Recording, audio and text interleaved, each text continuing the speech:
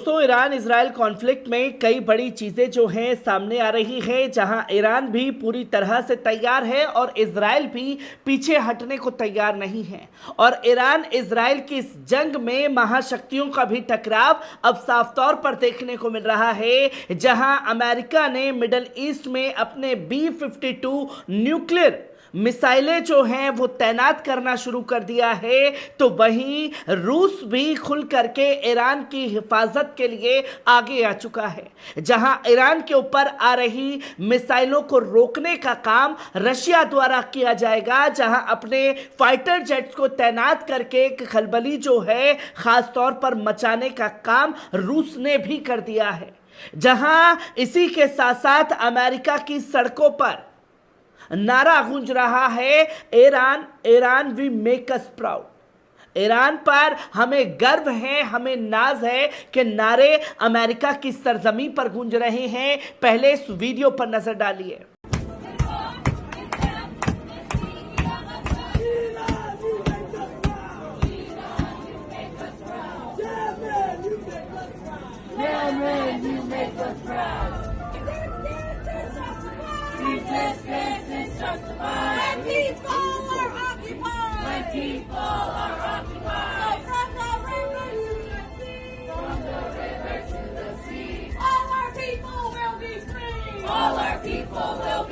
आपने देखा कि किस तरीके से ये नारे जो हैं अमेरिका की सरजमी पर गूंज रहे हैं। ईरान हमें आप पर गर्व है, यमन हमें आप पर गर्व है, लेबनान हमें आप पर गर्व है, और तमाम लोग जो हैं ये नारा लगा रहे हैं। और ये नारा लगाने वाले कोई और नहीं बल्कि अमेरिका के नागरिक हैं, जो ये खुल करके शुक्रिया अदा कर रहे हैं कि आपने गाजा के लिए जो कदम उठाया है वो काबिले तारीफ है। जो जनता सड़कों पर उतर करके ये नारे लगा रही है, जो कि ईरान की लिए एक चीज देखने को मिली, तो वही किस तरीके से B-52 न्यूक्लियर मिसाइलें तैनात की गई हैं मिडल ईस्ट में अमेरिका द्वारा। पहले इस वीडियो पर नजर डालिए।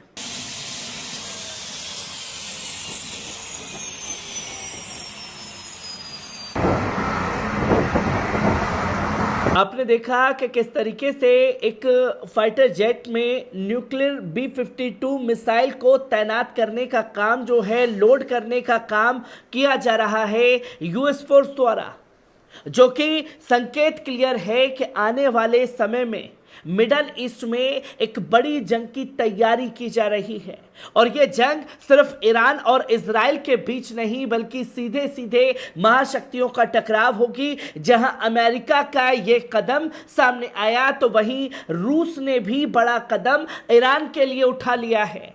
किस तरीके से वीडियो सामने आया है, पहले इस पर नजर डालिए।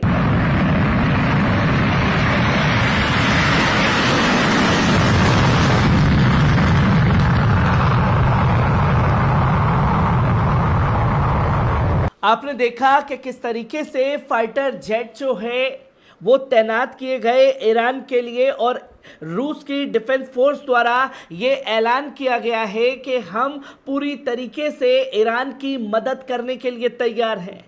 हम इस जंग में नहीं कूदेंगे, पर ईरान के तेहरान की तरफ आ रही मिसाइलों को, ड्रोनों को मार गिराने का काम जो है वो हम करेंगे।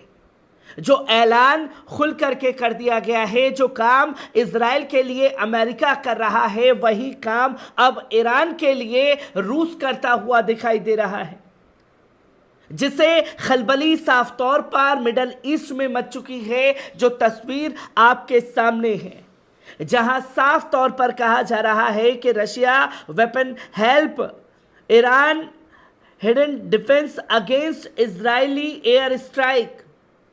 पीछे से जो है हम ईरान की हिफाजत के लिए हर कदम उठाएंगे। और उस फाइटर जेट को तैनात किया गया है जो आने वाली मिसाइलों का पता लगा करके उसे हवा में मार गिराने का काम करता है। एक बड़ा कदम रूस की तरफ से भी उठाया गया है, जिसकी तमाम चीजें सामने आई हैं। तो वहीं बीबीसी की एक रिपोर्ट ने पूरी दुनिया में खलबली मचा दी है। और साफ तौर पर बीबीसी की इस रिपोर्ट में बताया जा रहा है कि अगर ईरान के तेहरान को नुकसान पहुंचाया जाएगा तो इसका अंदाजा लगा लीजिए कि तेल अवीव भी सुरक्षित नहीं रहने वाला। तेल अवीव भी पूरी तरीके से तबाह बर्बाद हो जाएगा और इजराइल का दिल कहा जाता है तेल अवीव। बड़ी तबाही जो है इजराइल को इस जंग में देखने को मिलेगी। ईरान के साथ में अगर वो सीधा सीधा हमला करता है तो ईरान भी पूरी तरह से तैयार है, जो कि कल मैंने आपके सामने बताया कि इजराइल के पलटवार करेगा ईरान और 100% करेगा, जो कि कल ही उनके कमांडरों ने यह ऐलान किया। एक बड़ी तबाही देखने को मिल सकती है तेहरान के अंदर। तो वहीं G7 के देशों को खुली धमकी ईरान के जरिए दी गई है। G7 में ऑस्ट्रेलिया, जर्मनी, ब्रिटेन, कनाडा और जापान जैसे देश शामिल हैं, जिन्हें साफ तौर पर यह कहा कि हम ईरान के ऊपर जो है प्रतिबंध लगाने जा रहे हैं। ईरान ने जो 300 से ज्यादा मिसाइलें अटैक किए इजराइल के ऊपर, वो नियमों का उल्लंघन है।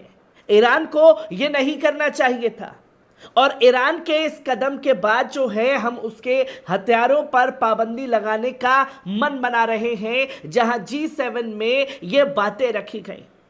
तो इन तमाम मुल्कों को धमकी देते हुए ईरान ने साफ तौर पर कहा कि अगर आपको बैन ही लगाना है तो आप इजराइल के ऊपर लगाइए।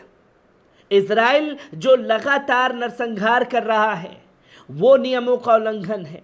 और यह भी ईरान के राजदूत ने साफ तौर पर कहा कि आप ये देख रहे हैं कि हमला हुआ, बरसों से ईरान को टारगेट करने का काम इजराइल कर रहा है। कभी दूतावास पर हमला हो रहा है, कभी उनके वैज्ञानिकों को, उनके कमांडरों को शहीद करने का काम किया जा रहा है। ये असल में आतंकवाद को बढ़ावा देने का काम होगा। जो इजराइल कर रहा है उस आतंकवाद को पश्चिमी देश बढ़ावा दे रहे हैं और इसे रोकना जरूरी है। और जब G7 के देशों को यह धमकी दी गई तो ईरान के लिए पूरी पैरवी करने के लिए भी रूस आगे आया, जहां रूस ने साफ तौर पर कहा कि हमें बड़े अफसोस के साथ कहना पड़ रहा है कि लगातार इजराइल जो है नरसंहार गाजा के अंदर कर रहा है। हम तमाम पश्चिमी देशों ने ये फैसला लिया कि रमज़ान के मौके पर इजराइल जो है अपनी नापाक हरकतों से बाज आए। पर क्या इजराइल रमजान के पाक महीने में रुका? उसने कई गुना ज्यादा बड़े हमले किए, रोजेदारों को शहीद किया, मासूम बच्चों का कत्लेआम कर रहा है। इसका जिम्मेदार सिर्फ और सिर्फ इजराइल है। और अगर किसी पर हकीकत में बैन लगाने की जरूरत है तो वो है इजराइल, ना कि ईरान। ये तस्वीर सामने आई है लोगों के, जिसके बाद खलबली मची कि रूस पूरी तरीके से डिफेंसिव मूड में भी और पॉलिटिकल लेवल पर भी ईरान के साथ कंधे से कंधा मिला करके खड़ा हुआ है। तो वहीं इंडियन एयरलाइंस जितनी भी विस्तारा है, तमाम बड़ी बड़ी फ्लाइटें हैं, उन लोगों ने ये ऐलान कर दिया है कि वो तेल अवीव और तेहरान जाने के लिए परमानेंट अपनी फ्लाइटों को सस्पेंड कर रहे हैं। जहां ईरान 3 दिन के लिए अपनी जगह को नो फ्लाइंग जोन घोषित कर चुका है। बड़ी बड़ी एयर कंपनियां जो हैं वो ये फैसला कर रही हैं, ना तेल अवीव जाएंगी ना तेहरान जाएंगी। इसका मतलब ये साफ है कि बड़े जंग की तैयारी जो है वो चल रही है। और अब दुनिया सिर्फ जंग नहीं, महाजंग देखेगी, जो वर्ल्ड वॉर 3 में तब्दील होगी।